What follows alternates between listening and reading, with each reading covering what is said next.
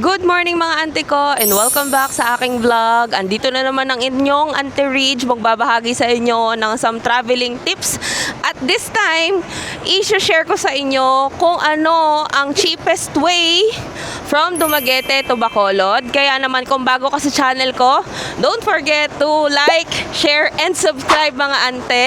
At kung gusto mo malaman, just keep on watching. Kaya tara, samahan niyo si ante sa kanyang biyahe. Let's go! May ticket na tayo at ketchup.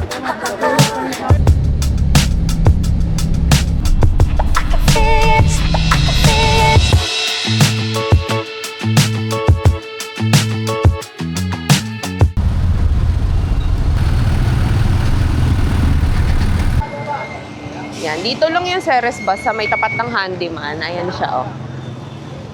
Dito siya sa may Dumaguete City. Tama, Ceres bus liner. Malapit siya dito sa may McDo. Ayan. Tapos, kung from Dumaguete ka, pwede ka magpahatid, tricycle, tuk-tuk, ganyan. Sobrang bait lang talaga nung tuk-tuk na nasakyan namin kasi 30 pesos lang yung siningil sa amin. Ano yun, mga taong blessing in disguise. But ayun, sobrang mura nung sinigil niya sa amin. Bigyan namin siya ng 50 pesos. Hindi ko na nga lang na-vlog kasi, ayun, dapat 9 kami aalis dito. Kaya lang, naiwan nga ni. Kasi chumika pa sa na-meet namin. Hi Marvin! Na-meet namin doon sa Gabby's Bed and Breakfast. So, ngayon, naantay namin yung 10 a.m. na trip. Honestly, okay lang. Wala naman kaming sikamang gagawin sa Bacolod. Kakain lang. It so happen na doon ako nag-book ng flight pabalik bukas. Kaya, ayan, doon kami. So, all our bags are packed. Tapos binaon ko yung buttery na cake kasi I can't miss this. Kung nasa Dumaguete kayo, bili kayo ng 3 leches na buttery. Nandyan yan sa vlog ko dito sa Dumaguete, makikita nyo. So, yun lang. Ito yung mga bus.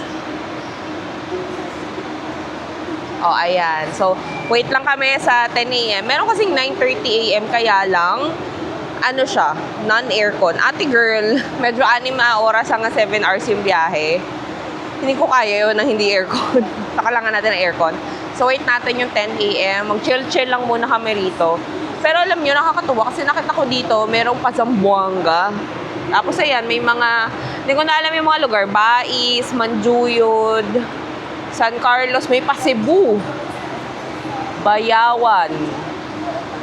So, yun lang. So, ito yung Bacolod na nag-iisa. Ayan o, 9 a.m. So, yun lang. Ito, syempre, sasama ko pa rin kayo sa gagawin naming, adventure na to. Pero okay lang, sabi ko nga, sa asawa ko, road trip na rin to. Di lang kami nagda-drive. Makikita na namin, or halos, ayan, may announcement. Halos makikita namin yung Negros, Oriental at Occidental. Nakaka-excite. Let's go! So, ito na yung 10 a.m. na trip to Bacolod. Aircon. Sakay na tayo. Let's go!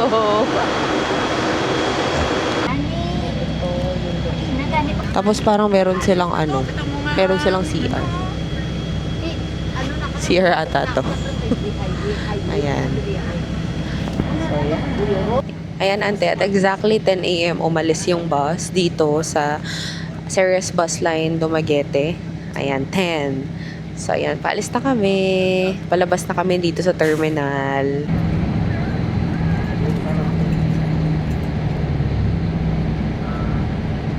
Ticket. Bacolod.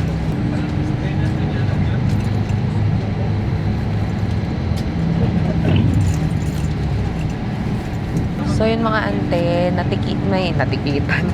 May ticket na tayo at ang price per person from Dumaguete City to Bacolod City is 510 pesos. Let's go.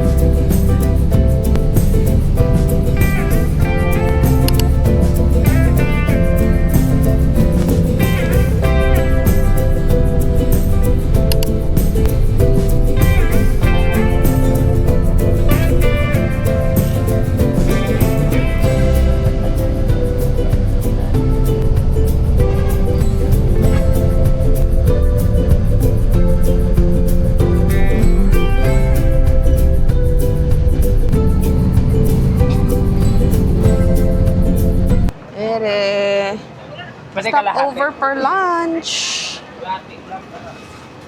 Lunch. Pwedeng hapa natin. Hello. Pwede po hapa.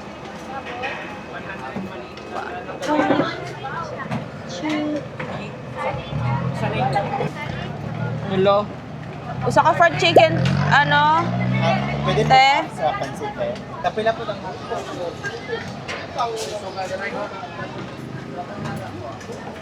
Na. Kain na.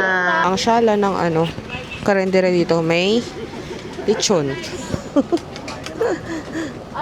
How was it? Ako fried chicken. Kain. Sabaw. Sarap. Sarap ng sabaw, bebe.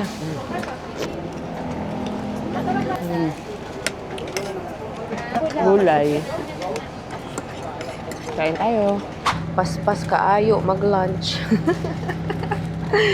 Ngayon, magde-dessert na kami. Yung binili namin sa battery na tres leches. Koboy-koboy lang mga ante ko. Good thing may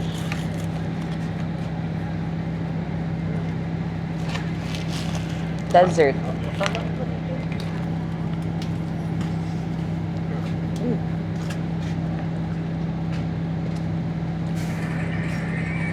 Ganyan. Sponge cake. Na parang nakasok sa milk na basta masarap. Lah. Kagat. Pag bagal-bagal ka, iwang ka talaga. Dan na kami mag-dessert. Hindi ka pwedeng babagal-bagal sa pagkain, ante, kasi parang 20 minutes. 30 minutes lang kayo kakain. Teka, anong oras ka ba? Buti na lang, napababa ako ng bus. Pinicturean ko yung oras ng bus. Medyo advance ata. Advance ba? Delayed? Late. Ay, advance. Guys, wala pang 30 minutes. Kailangan tapos ka na kumain. Yun lang, biyahe na ulit kami.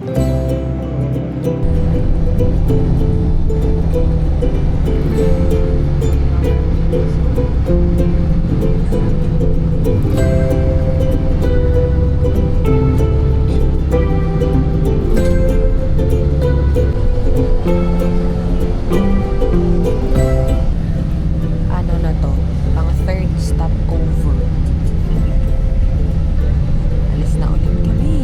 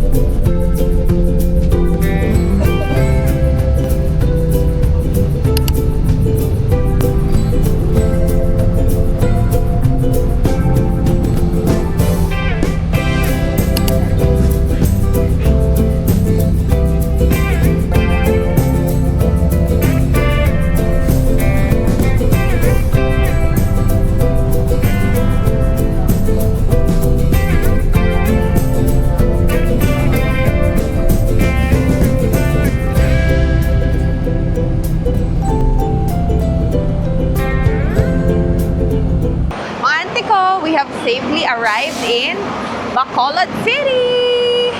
At nag-aantay na yung nirent naming sasakyan. Saktong-sakto kasi maulan ngayon dito sa Bacolod. So sakto, nasasakyan ang aming nirenta at hindi motor. Mapapahinga na nga sa araw nga ni. At ito yung nirenta namin. Ilalagay ko dito saan kami nag-rent ng sasakyan dito. Yan. Around 9:30. Ayan. So, nandyan kami. Grabe. 5:30 na. So, tama. 7.5 hours yung naging travel namin. Papunta dito, Bacolod. But worth it kasi ang ganda naman ng scenery. Hindi ko lang alam, baka may habagat to or something. Pero medyo traffic ngayon dito sa Bacolod. Patan ako sa inyo. Ito, sila rin yung nirent namin dati nung nagpunta kami dito sa Bacolod. Thank you, kuya. Sama ulit kita sa vlog. For the second time around, ayan na, pagpunta kayong Bacolod, kala kuya kayo mag-rent ng car. Ma'am. Lagay ko yung page dito. Thank you, Kuya Tata. So, ngayon, mag-check-in lang muna kami. Check-in muna tayo kasi on the way na. Mag-check-in muna kami. Tapos, kakain na kami ng, ng dinner. Grabe. 7.5 hours in the road. Lakas ng trip. At bukas kasi uuwi na rin kami. So, ngayon ang gagawin natin dito sa Bacolod is kakainan lang din namin yung mga nakainan na namin before at yung meron pa kaming hindi nakakainan. So, ayan, samahan nyo kami sa aming Bacolod tour. Simulan na natin. Let's go! So, yun na nga mga ante. After 7.5 hours to be exact, dumating kami ng umalis kami ng 10, dumating kami ng 5:30 p.m. dito sa Bacolod. So, medyo mahaba-haba. Kaya naman, ayun, I hope na tulungan ko kayo for those who are on a budget, wanted to go from Dumaguete to Bacolod. So, yun yung cheapest way para makapunta kayo. Although, medyo mahaba yung oras, but yung scenery naman, di ba? Pack na pack, ganun.